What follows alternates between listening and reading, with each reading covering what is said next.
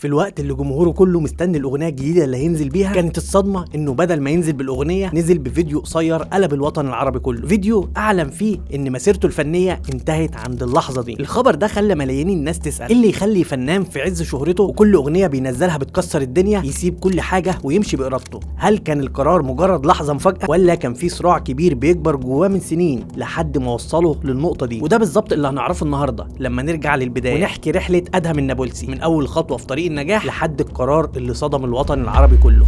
تعرف شعور لما تلتقي صدفة بحدا، لما بتغيب عن وعيك وتعمل اشياء مش طبعا، نبدأ عمر جديد وننسى كل اللي راح. الحب منه عشرة لا بيخلق بعد فترة، وأنا الآن حبك بقلبي ياخد له مكان. الحمد لله أنا اعتزلت الغناء، وبشكركم على دعمكم المستمر جميعا، وبتمنى إنه هذا الدعم يستمر لقدام، لأنه هاي معناتها مش النهاية، بالعكس أنت وجودك زي عدمه في الفن، فأنت تعتزل ما تبعد في هدوء ومحدش اصلا يعرفك. بس خليك في نفسك. انت قررت تعتزل لسبب او لاخر، خليك في حالك، مالكش دعوه ببقيه الناس اللي بتغني او اللي عندها رساله هتحققها بالغنى. على فكره حكايه ادهم النابلسي في عالم الفن بدات سنه 2013 لما خد اول خطوه حقيقيه في مشواره الفني وقرر انه يشارك في برنامج اكس فاكتور الموسم الثالث اللي كان من لجنه تحكيمه وائل كفوري واليسا.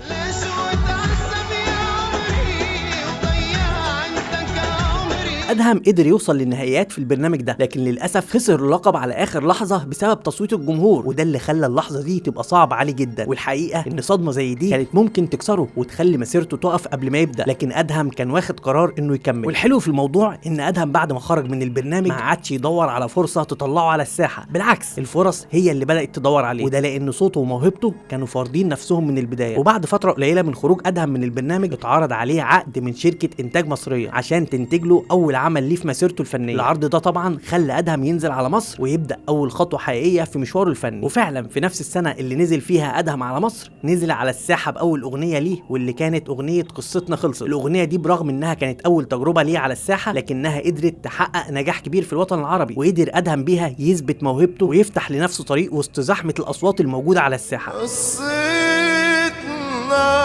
خلصت. النجاح ده كان الدافع اللي خلى ادهم يكمل بتركيز، ونزل بعد كده بمجموعه اغاني قويه ورا بعض، بداها باغنيه لبعض خلقنا سنه 2014،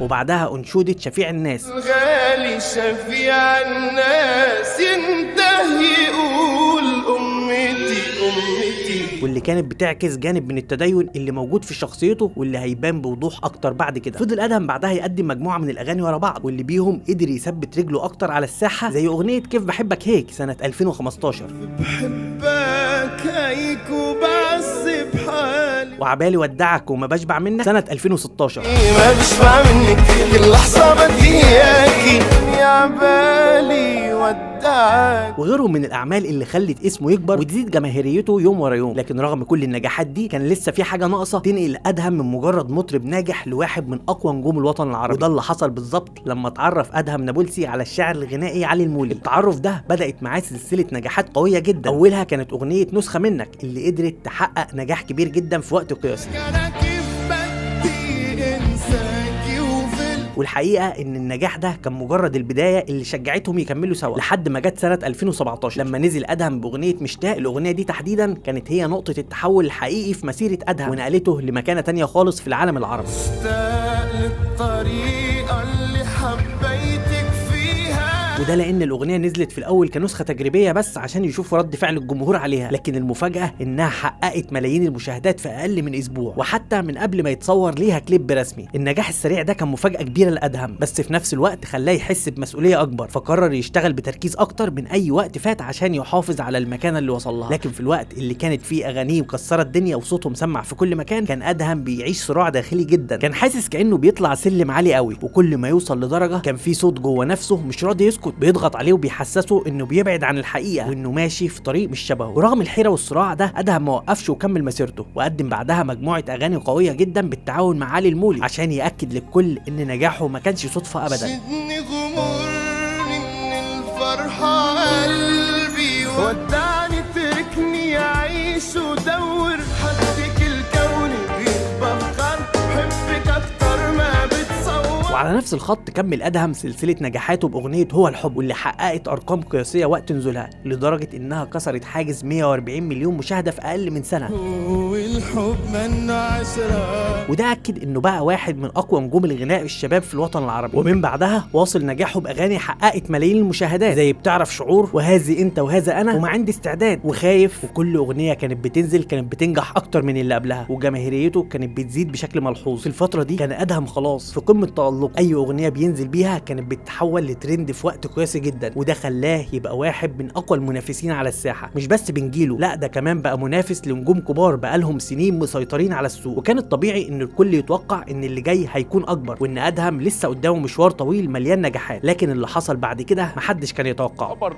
مفاجئ، مطرب أردني ظهر اليوم على فيديو وقال إن هو سيعتزل الغناء في ديسمبر سنة 2021، وفي الوقت اللي كان فيه أدهم محقق أعلى نسب مشاهدة والجمهور مستني منه أغاني جديدة، فاجئ الكل بفيديو بسيط مدته دقايق لكنه قلب السوشيال ميديا كلها وتحول في ساعات قليلة لترند الوطن العربي. أنا حبيت أحكي لكم إنه الحمد لله أنا اعتزلت الغناء، وبشكركم على دعمكم المستمر. القرار ده كان صدمة للكل وخلى الجمهور ينقسم لفريقين، فريق شاف إن دي خطوة شجاعة منه ودعاله بالثبات، وفريق تاني عمل حملة هجوم قوية عليه بسبب خطوة الاعتزال نفسها. والحقيقة إن الهجوم ده ما كانش من الجمهور بس، لكنه وصل كمان لعدد من فنانين وإعلاميين الوطن العربي اللي شككوا في موهبة أدهم نفسها ووجهوا ليه انتقادات قوية زي مايا دياب ومدحت العدل وإلهام شاهين، ده غير الإعلاميين وشخصيات عامة كتير. لكن انت وجودك زي عدمه في الفن، فانت تعتزل ما تنزلش. ما تبعد. خليك في نفسك، انت قررت تعتزل لسبب او لاخر، خليك في حالك، مالكش دعوه ببقيه الناس اللي بتغني. ورغم كل الانتقادات والهجوم اللي اتعرض ليه، ادهم ما اهتمش يرد على اي كلام ولا طلع يدافع عن نفسه، بالعكس كان بياكد لنا طول الوقت انه هيفضل موجود على الساحه بس بشكل مختلف. وده اللي شفناه فعلا بعد فتره من الاعتزال، لما بدا ينشر على قناته الرسميه على يوتيوب تلاوات قرانيه بصوته، وظهر للجمهور بشكل مختلف تماما عن الصوره اللي كانوا متعودين يشوفوه بيها. مع الوقت بقى وجود ادهم مرتبط اكتر بالجانب الديني، فبدانا نشوفه بيصلي بناس كتير في مساجد مختلفه، ده غير وجوده طول الوقت في الندوات والدروس الدينيه. والملفت اكتر ان الاقبال عليه كبير جدا، في ناس كتير بتروح مخصوص عشان تصلي وراه، سواء من معجبينه القدام او حتى ناس عرفوه وحبوه بعد الالتزام. وده بيبان بوضوح اكتر في رمضان اللي فات في 2026 لما بدا يتنقل في عدد كبير من مساجد لبنان من الشمال للجنوب، وحضر عدد ضخم جدا من الناس لدرجه ان في ناس كتير اضطرت تصلي بره المسجد عشان يلحقوا الصلاه وراه. المشهد كان غريب فعلا، نفس الشخص اللي الناس كانت زمان بتتزاحم عشان تحضر حفلاته بقت النهارده بتتزاحم عشان تصلي وراه. الشهرة لسه موجودة لكن الطريق اللي اختاره اختلف تماما، وده يمكن يخلينا نفهم اكتر ليه ادهم اخد قرار زي ده، لان ببساطة احيانا النجاح اللي بنشوفه من بره بيكون تقيل جدا على صاحبه من جوه، وده بالظبط اللي كان بيحصل مع ادهم لما اكتشف ان الشهرة والفلوس والملايين مش هم الحاجة اللي بتخلي البني ادم يحس انه مرتاح، وعشان كده ضحى باللي ناس كتير بتحلم بيه بس عشان يشتري راحة باله، وقرر ان صوته اللي كان بيغني بيه للجمهور يرجع يستخدمه في حاجة تانية، حاجة هو شايفها هتوصله لراحة البال اللي بيتمناها. في النهاية كل واحد فينا عنده صوت داخلي بيوجهه، بس الفرق الوحيد ان ادهم كان شجاع كفاية انه يسمع لصوته ده وينفذه مهما كان الثمن.